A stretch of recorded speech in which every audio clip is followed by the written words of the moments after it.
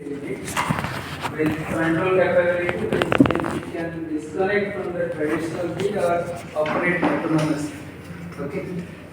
So autonomous in the sense it is automatic, right? So automatically it can adjust whenever it wants, it can disconnect, it can also connect to the main grid, right? And also it has the capability to control. Main aspect is control. It is having the control, it can control the power flow, it can control the generation, right? Everything. So microgrid can be powered by distributed generators, energy storage systems.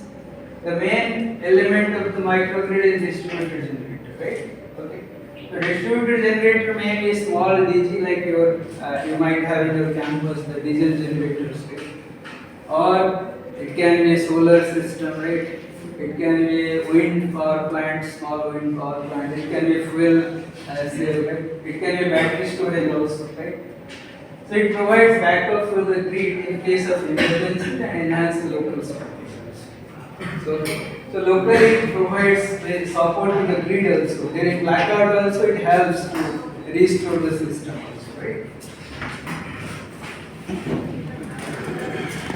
So what are the key drivers for this microgrid? Need for electrification in remote locations and development. So sometimes in remote location, electrification is very difficult because suppose there is an island, right? How will electrify it? So we need this microgrid concept to electrify it. Or in developing countries where the electricity has not reached it, there also this concept can be. So transmission losses gets highly reduced also. Even if we will have some microgrid in the load end, the consumer end, this reduces the transmission loss. Right? Why? Because we draw from the grid very less power, so it reduces. So the microgrid results in substantial savings and cost emissions without major changes of lifestyle, provide high quality and reliable energy supply to the critical. Right? So what are the components of the microgrid? So as I told, distributed generation is the major component.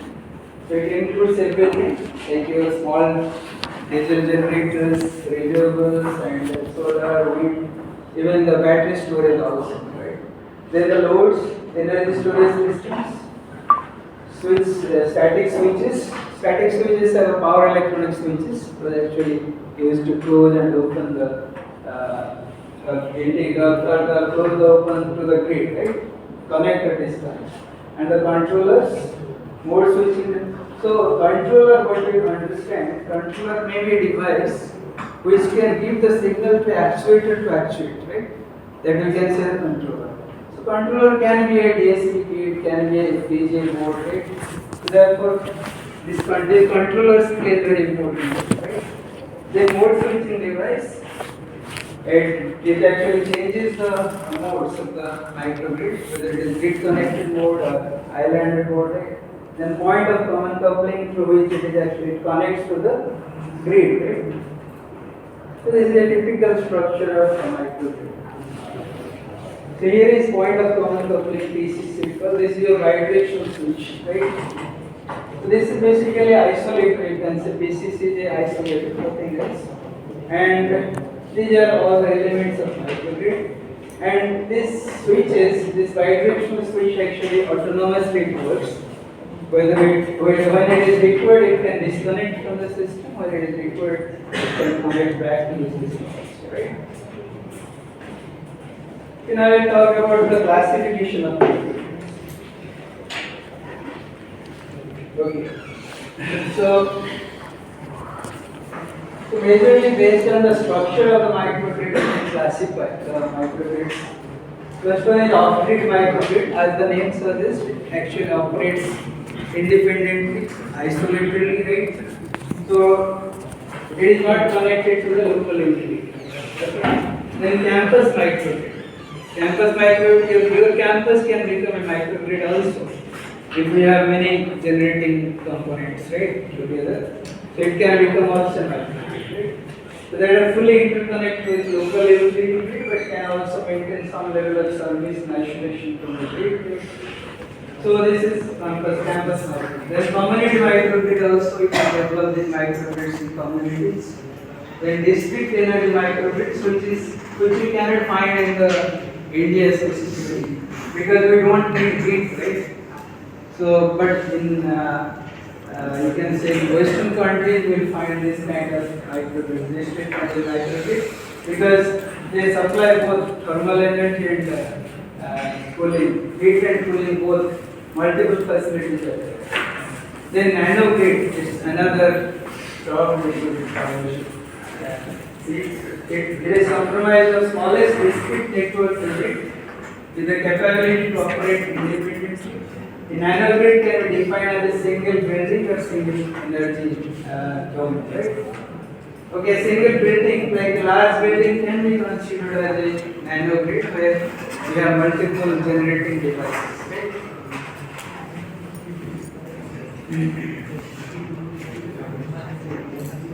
Okay, so now let's see microgrid operating modes. So there I mentioned it, utility grid is active in the grid connected mode. Static switch is closed, there is a static switch and this is your DCC. And all the feeders are being supplied by the utility grid. This is the grid connected mode. I have to see this is a typical structure of grid connected mode. It is an islanded mode where it operates independently, autonomously from the grid. Utility grid is not supplying power, switch is open, then microsources is supplying the power.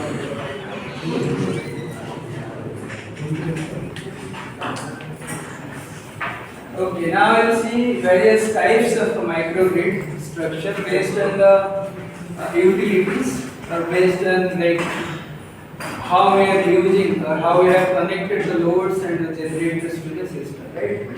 So here we have divided into three classes. This is actually taken from the literature. AC coupled, DC coupled, and AC-DC coupled, right? So as you can well see, because AC we need most of the time, and also sometimes we need DC, right? DC microgrid. So the concept of AC-DC together means we say AC-DC microgrid. So then we can see this structure, AC coupled microgrid. It doesn't mean that the DC loads cannot be connected to this. DC loads will be connected, but most of the devices will be connected to AC bus. As you can see here, right? We have AC bus to which all the generators are connected, whether it is DC or AC generator, it doesn't matter. We can connect the solar also to same bus through DC-AC converter. We can also connect the wind also to the same bus, right?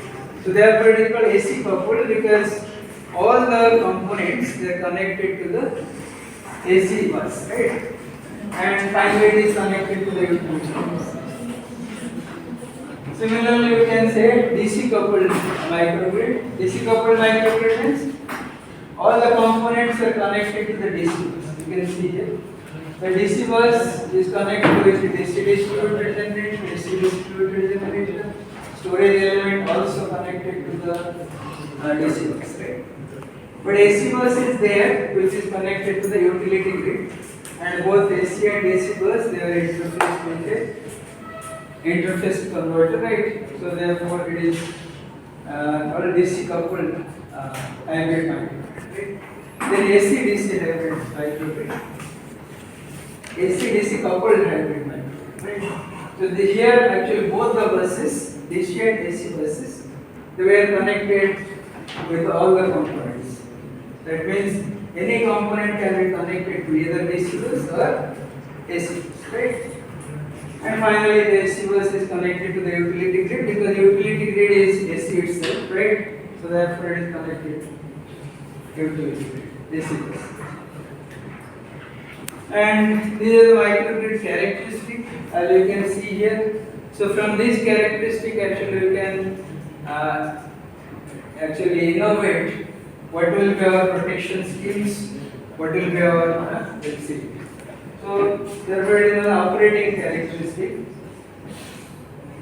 The first characteristic is diversification of microgrid structures. As you can see, microgrid structures vary. Actually sometimes it operates in AC mode, sometimes DC mode, sometimes the generators were connected, right? Sometimes they are islanded mode. Various modes they operate with various structures. Therefore, their characteristic, or you can say diversification of microgrid structures. Right? Structures are varying, right? Then we come to grid connected or islanded mode. This is also one of the characteristics. Then the small output impedance and overcurrent capacity. Then faster response time and low inertia. So what is this inertia? Inertia means, as we know, in power system the stability is maintained by the inertia of the system, right? But microgrid having very less rotating generators, and most of the generators are actually power electronics based, or they are inverter based, we can say, right? So therefore the inertia is very less in microgrid, and the response time is very faster as compared to the grid, because the grid has certain inertia, it moves with the inertia, right? Even if we will have some disturbance in the grid, it tackles it and it adjusts and becomes stable because of inertia, right? But microgrid has a different characteristic. This is the major characteristic. It is a faster response time and low inertia, right? Then voltage and frequency regulation also plays very important.